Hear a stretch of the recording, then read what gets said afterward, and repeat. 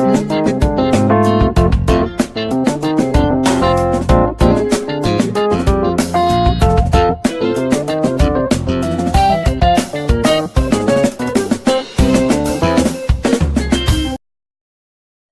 everyone, you are welcome to Anchor Network where you get reliable and authentic news that are so crucial to you. I say big thank you to everyone who has been part of this channel and who has taken time to subscribe. And if you are yet to subscribe, I say please click the red subscribe button and also the bell icon. The bell icon will allow you to get notified anytime we publish any news. And also, I would like you to look at the screen. There's a website address there that I would like you to visit and you'll be glad you did that. Thank you very much. The United States Department has imposed visa restrictions on Nigerians who were involved in trying to or undermine democracy in the concluded Nigeria's 2019 presidential and parliamentary elections. It will be recalled that President Muhammadu Buhari won a second term in office in February in an election characterized by logistical problems, violence, and killings.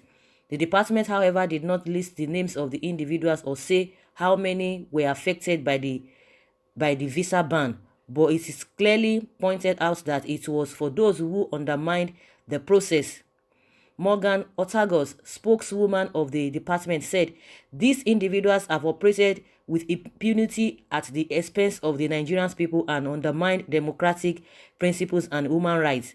The Department of State emphasizes that the actions announced today are specific to certain individuals and not directed at the Nigerian people or the newly elected government, Otagos added. Guys, this really a welcome development if it's going to really happen that way. But in one breath, you like, okay, if anything that is happening in Nigeria, do they really have a right to, to interfere or to just, to be concerned, to the extent that they want to be restricting people to come to their place or maybe not giving them visa. But in another breath, you like, okay, because of course, if you are going for an interview or if you are to be given a visa, they want to know your background, they want to know the kind of person you are so that you not come and cause problem or mayhem in their country, because they don't want people that with bad records or with any form of abnormal characters. So those are the things that they really look before giving people visa. So if you have some kind of criminal records and all of that, they wouldn't want you to come to their country. On that note, you can say, okay, maybe they have that right. Of course, it's their country, so they can choose, anybody that wants to come into their country. They are the one that will choose whether you need to come or you don't need to come. So on that note, it's a different thing, because some people are like, oh, Nigeria is a sovereign country, so whatever that happens is none of anybody's business. Of course, it's none of anybody's business, but they wouldn't want, if you have that kind of record, you have that kind of traces, doing, happening in your country, as a result of your character, they wouldn't want you to come, and I think that you want to really bring problem to them, so they wouldn't want you to come to their country.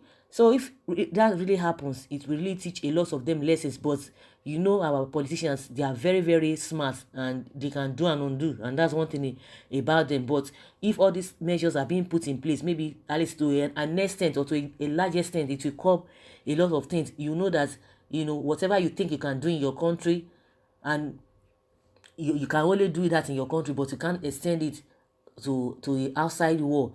Of course, somebody will like, okay, would they go and do manipulations or rig election in the US? No, because if somebody could have that kind of character or traces, the person can do some other things that could really jeopardize the said country they will be going to. So on that note, maybe it will curb a lot of things. And that most of these are politicians, they love going to America, they love going outside the country, they love to do a lot of things, because you can see that most of their children are there. They are not patriotic. They even take their children to school there. They are not even trying to build the schools in their own country so that other politicians or other people from other countries can even be coming to our country to even get schooled.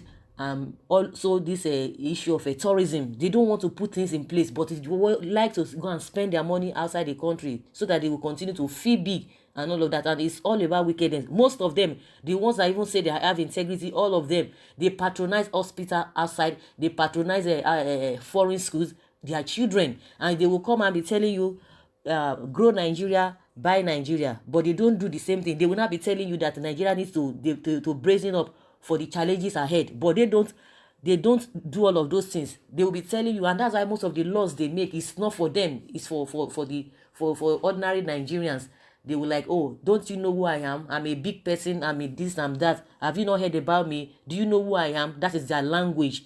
So if this kind of a thing will be happening, maybe it will force them, to stay and do the right thing in the country. And most of the time, even with the masses, we don't even help matter. Those are the things that we really need to be talking about. That if you know that you believe in your country, why are you going there? They will say, oh, some will come and argue with you that it's a personal thing, it's this and that. No, if you are holding office and you are telling people, grow Nigeria, buy Nigeria, you should start first. They will tell you the dispensation of change. At the end of the day, they will tell you that they now say the change start from us. Why can't the change start from them? They say they are going for a medical vacation, even to the president. It's really shameful. Some people will argue it with you that it's his personal decision. No, if you are teaching people, it's just like when people talk about pastors can say whatever, preach.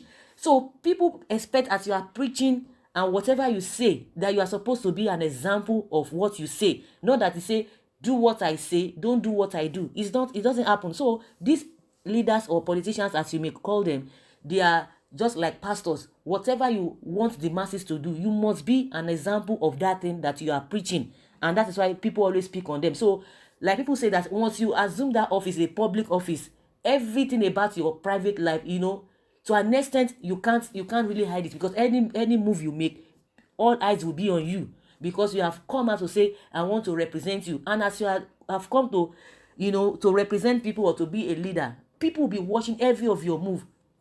Things that ordinary person can do and people will overlook it. They won't overlook it. That's just the way it works. Nobody will overlook it, because they see you as a role model, as a mentor. So a lot of people will want to try to follow your footsteps, the way you carry yourself, your charisma. A lot of people will be admiring all those things. So if you have a bad character and you are a number one, they always say you are number one citizen. When somebody is number one, that means every other person will be at the back and be looking at that person. So there's no way you want to say, it is my private life, it is my this, it is my that. Everything that you talk about, people will pick on it. Like I said, whatever any other ordinary citizen do, nobody is bothered about that. But in as much you are the figurehead, people look at you just like a pastor. And that's why whatever a pastor does, people like, no, how can he do that? And he says he's a pastor and all of that. So it is applicable, it is the same thing. So if this people can look thoroughly, because now they couldn't even mention names. I know a lot of people will say, no, we know them, this and this and this and that. Like they always say, you are innocent, or they are innocent until proven guilty. But it is out of their own discretion. The US government can say, okay, these are the people that we think that did this and that, and we would like to restrict them. So you can't hold them. It is their country. Whatever they want to do, it is out of their own volition. They will do it. So nobody is going to hold them responsible. So if you feel that you want to, you can't challenge that. I'm sure maybe those people at the end of the day, they will be able to know themselves. But just for protection's sake, or for the whole thing not to just escalate more than whatever, so that they themselves will not be they will not get some kind of fines, because nobody has really proved that they are guilty of any offense. I think that's the more reason why they are trying to restrict the names. They don't want to mention all those names to the public, but within them and the people affected, definitely in one way or the other, they will soon know. And some people will, like, different reactions. We know, and a lot of Nigerians will be so happy that it will be better. Let us all stay here and face the music. So if you think that you want to be marginalizing us, you can't go anywhere. You have to stay here. Some like, okay, if this is true, I will be the happiest man on earth.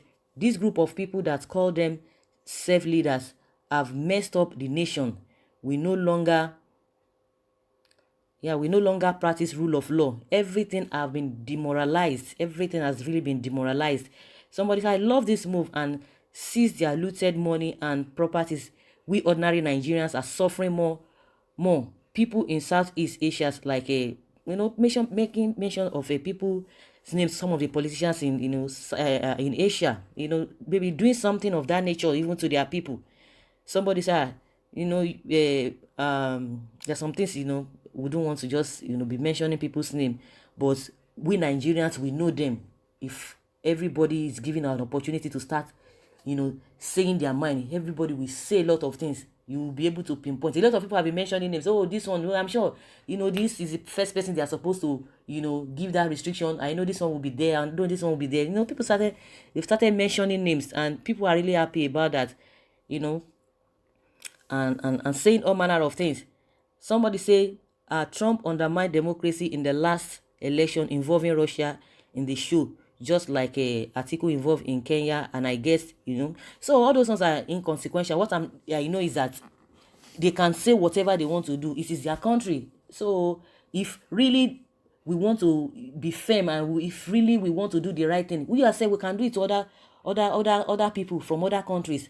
It is our choice. So if we don't want to do the right thing, other people will do the right thing, and they will tell you this is what they want. So you can't hold them for that. It is their country. If they don't want you, they don't want you. If they feel that maybe you have some kind of records that that they cannot condone, they will not give you the visa. You can't hold them for that. You can't take them to court. It is the visa official that will determine that. Even if an individual, if you are going for an interview, or if you want to get a visa, it is the visa officer that will tell you whether you are to be given that visa. Even if you feel that you have all it takes, you have all your credentials, and you are as genuine as from what they have requested from you, they still have that choice or that power to tell you they are not giving you, and based on their reason, what they have seen, irrespective of the documents that you've brought together for you to be given visa.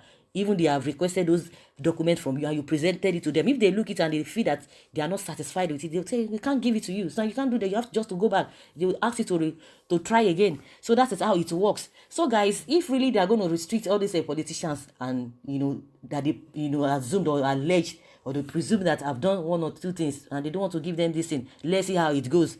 And as time goes on, the people involved will be aware of what is really happening to them. So guys, that's where I'm going to stop. I would like you guys to put down your comments in the comment section, how you feel about this visa restriction on political leaders in Nigeria. Thank you very much. Bye.